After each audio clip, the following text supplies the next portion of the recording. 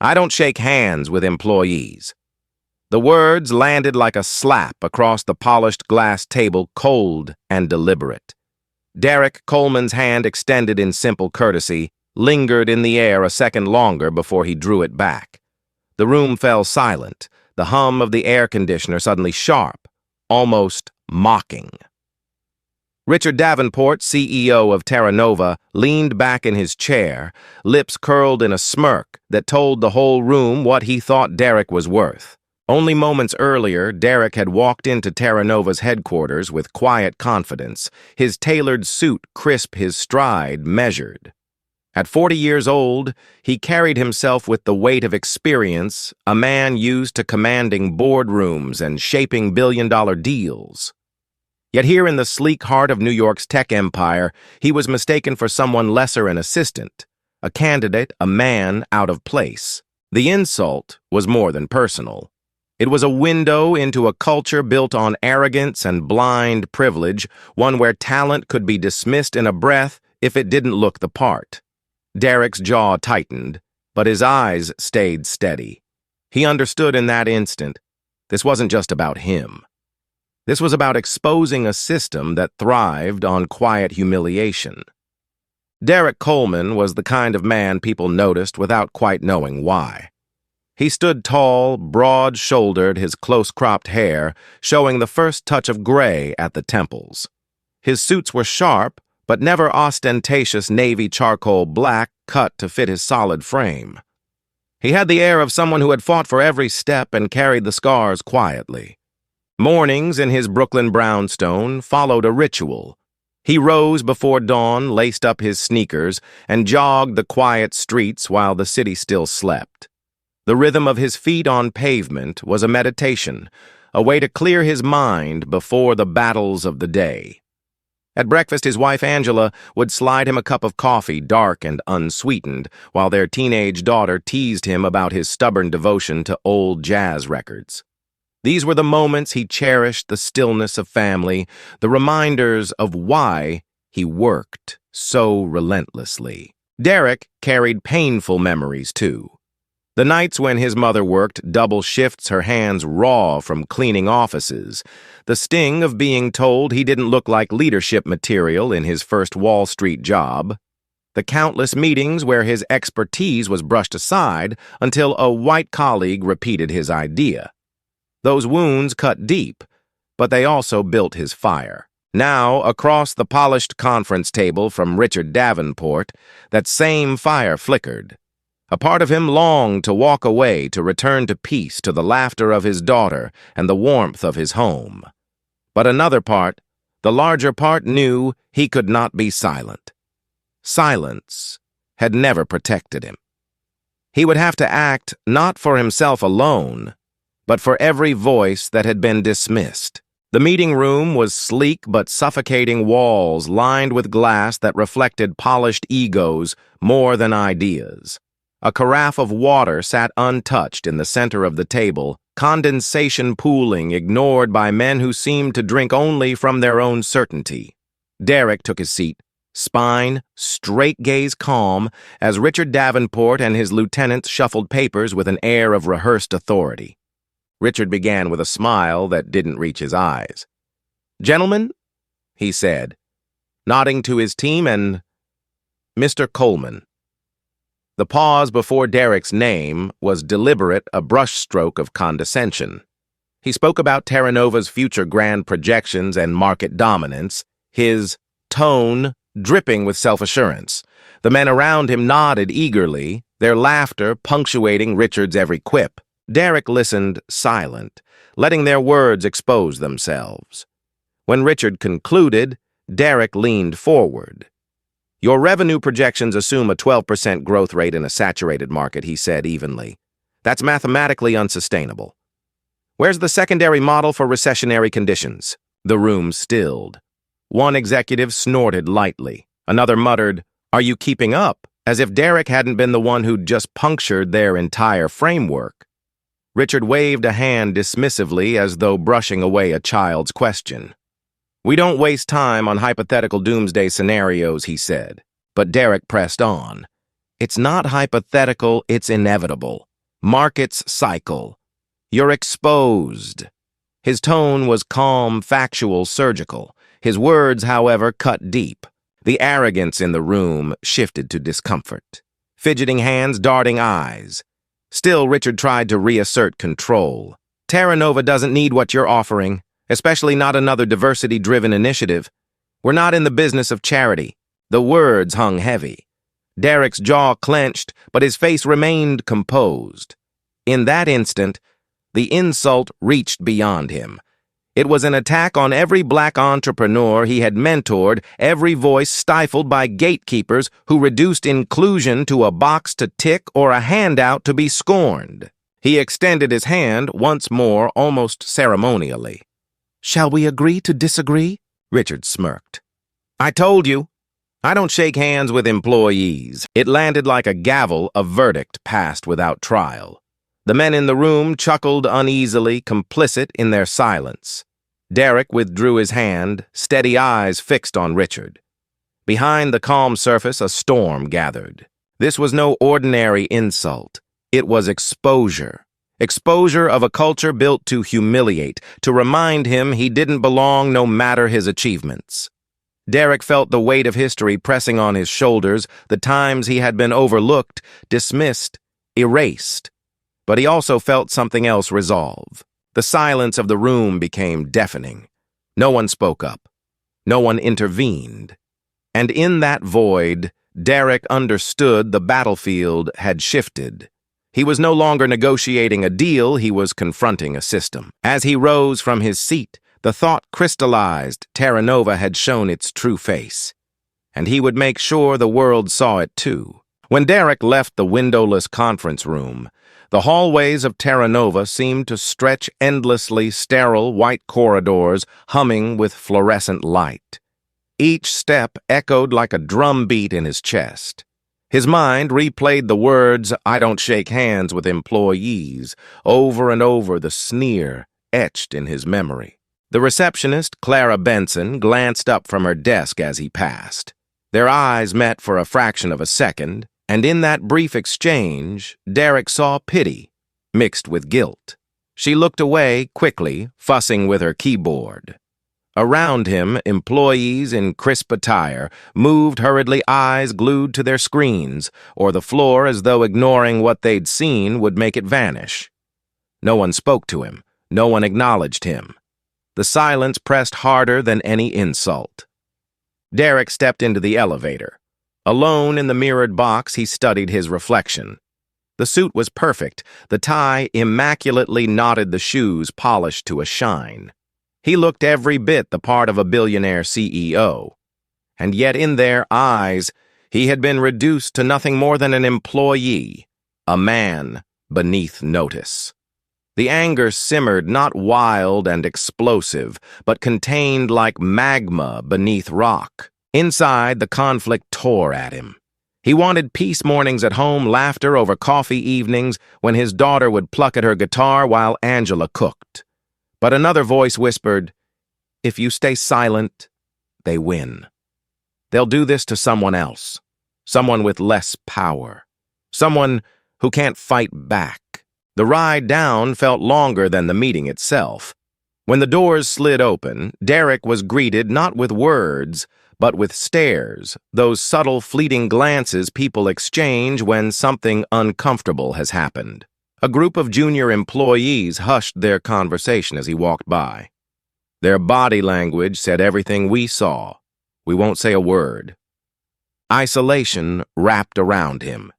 He was a man in the middle of a crowded building, yet utterly alone. Outside, New York's sharp air hit him like a slap. The city bustled, horns, blaring footsteps, rushing conversations weaving through the streets, but Derrick felt suspended apart. He paused, pulling out his phone, his fingers trembling slightly before he steadied them.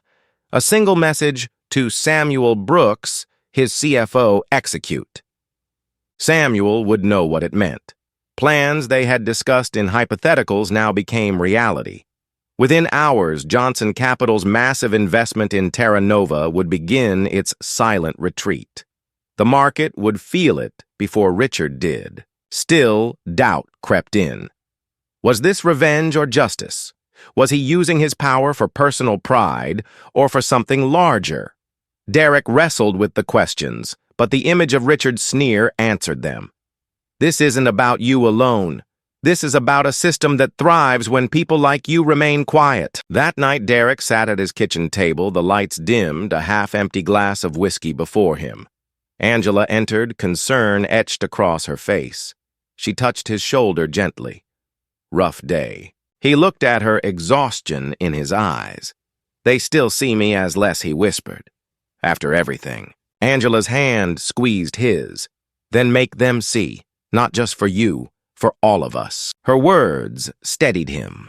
The loneliness, the silence of the corporate halls, the avoidance in people's eyes, all of it transformed into fuel. He would not let isolation break him. He would use it to strike. The storm was no longer brewing. It was here, and Derrick was ready to unleash it. The next morning, the financial markets awoke to whispers subtle at first, then swelling into waves. Johnson Capital Partners was withdrawing its $2 billion position in Terranova. At 9:00 a.m., Terranova's stock slipped 1%. By noon, it had dipped 3%. By closing bell, nearly 7%. Traders on Wall Street buzzed, analysts speculated, and Terranova's investors called in, panicked, their screens flashing red. Richard Davenport, still smug from the day before, brushed it off at first. A PR hiccup, he told his team, sipping espresso in his corner office. The market will correct itself. But beneath his calm facade, unease crept in. This wasn't just a hiccup, it was a hemorrhage. In his brownstone, Derrick followed the numbers like a chess master studying a board. Samuel Brooks, his CFO, called in. The street knows it's us. Word is spreading. Good, Derrick said. Now they'll know why. Meanwhile, Clara Benson, the receptionist who had seen everything, wrestled with guilt. She replayed the moment Derrick was dismissed, the insult hanging in the air. She typed out a message to a journalist friend. You should look into how Terranova treats people. Start with their CEO. Her friend responded within minutes, tell me everything. By afternoon, social media lit up.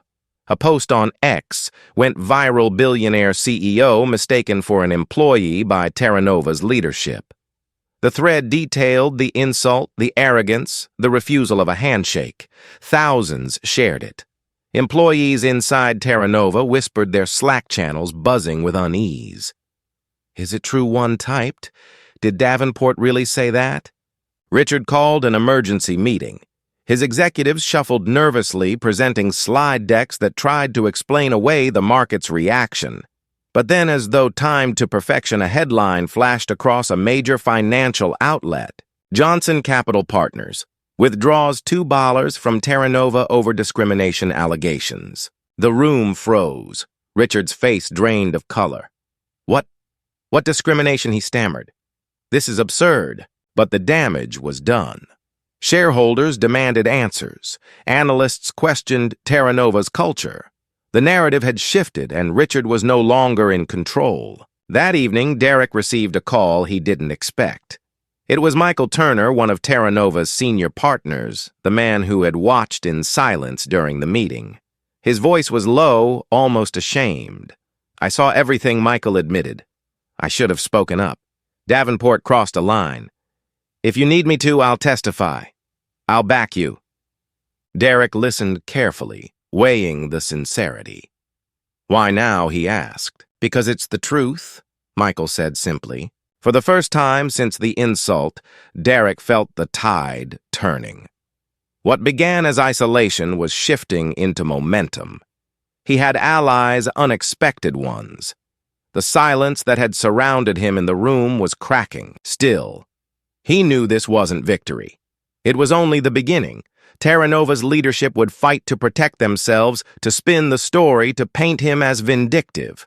The real battle lay ahead, proving not just Richard's arrogance, but the systemic rot beneath it. That night, Derrick sat with Angela, the glow of city lights spilling through their living room windows.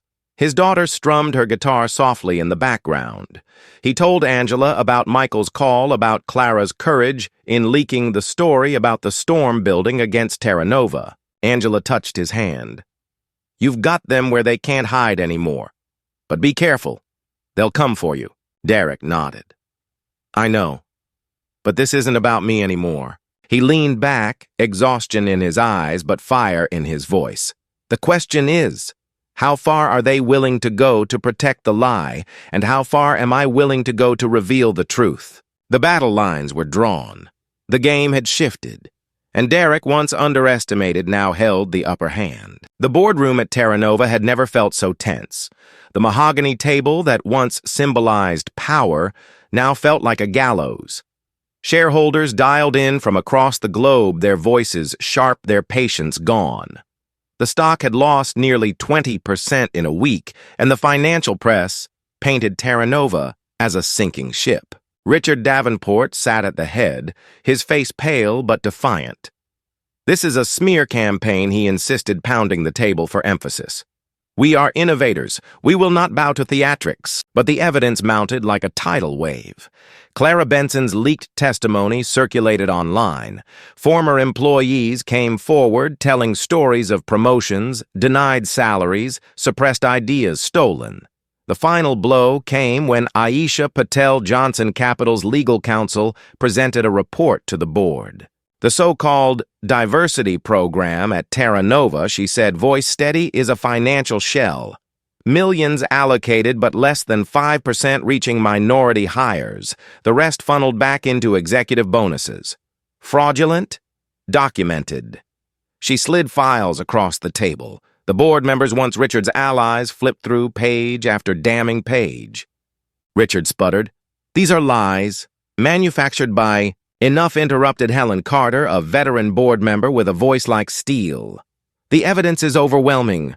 Richard, you've brought shame and ruin to this company. Effective immediately, you are suspended as CEO. The room erupted, some in relief, others in anger. But the decision was final.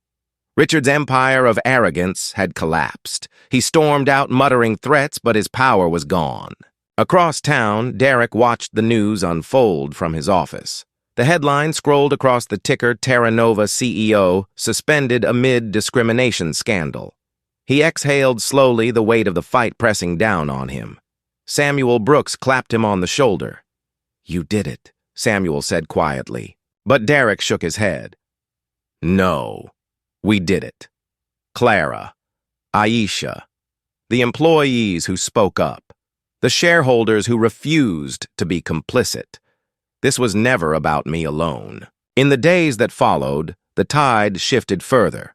Activists rallied outside Terranova headquarters holding signs that read, "Equity is not optional." Investors released statements in support of reforms. Employees felt emboldened to share their stories publicly. Michael Turner, once silent in the boardroom, went live on national television. I saw it with my own eyes, he said. The dismissiveness, the bias. Derrick Coleman was treated with arrogance, not respect. I failed to speak then. I won't fail now. His words sent shockwaves through the business community. Helen Carter, newly appointed as interim CEO, announced sweeping changes, independent oversight of hiring and pay, blind recruitment processes, and a diversity council with real authority. For the first time in years, Terranova's employees felt seen. For Derrick, the victory was not just financial, but deeply personal. He had stood against silence, against humiliation, against the quiet complicity of corporate power, and he had not stood alone. And yet, even in triumph, he knew this was not the end. Justice had consequences. Richard's fall was only one piece of a larger puzzle. The culture that enabled him would not vanish overnight. But the crack had been made, and light was seeping through. That night, Derrick sat on his balcony, the city spread beneath him. Angela brought him tea, and his daughter hummed softly inside. He closed his eyes, letting the sounds of life wash over him. For the first time in days, he felt a measure of peace. The world had seen what happened in that room, and the world had answered. The headlines called it justice. The markets called it accountability. To the public, Derrick Coleman had won. Terranova had been shaken to its core, Richard Davenport disgraced, and reforms announced that promised a fairer future. But beneath the surface of victory lay a cost that only Derrick could feel. The strain of the fight lingered in his body. Late nights of strategy, endless calls with lawyers, the constant weight of media attention, all of it pressed into his chest like an invisible burden. His doctor warned him his blood pressure was too high, that stress could carve away years of his life if he didn't slow down. Angela worried constantly, watching the man she loved trade rest for resistance. At home, his daughter tried to cheer him with laughter, strumming blues riffs on her guitar. Derrick smiled, but the lines around his eyes deepened. He thought of the moments missed, the school recital he had skipped for a late-night meeting, the family dinners replaced with urgent strategy sessions. Justice had come, but not without robbing him of time he could never recover. And then there was the silence from certain corners of Wall Street. Some colleagues congratulated him publicly, but distanced themselves privately, wary of his newfound reputation as a man who rocked the boat. Invitations to exclusive circles dwindled. The cost of speaking truth, Derrick realized, was not just personal, it was professional. Still, he did not regret it. He had exposed the truth not only for himself, but for those without the platform or power to do the same. Yet the victory felt incomplete. Richard's career lay in ruins, but the culture that had allowed him to thrive was still alive in other boardrooms hidden behind polished smiles and carefully worded policies. One evening, as he stood looking out over the Manhattan skyline, Derrick whispered to himself, "Justice is never easy, and it's never perfect." He knew the fight wasn't over. Maybe it never would be, but he also knew this silence had lost, and truth had spoken. The storm around Terranova reshaped more than one company. In the weeks that followed, regulators opened formal investigations into hiring practices across the tech industry.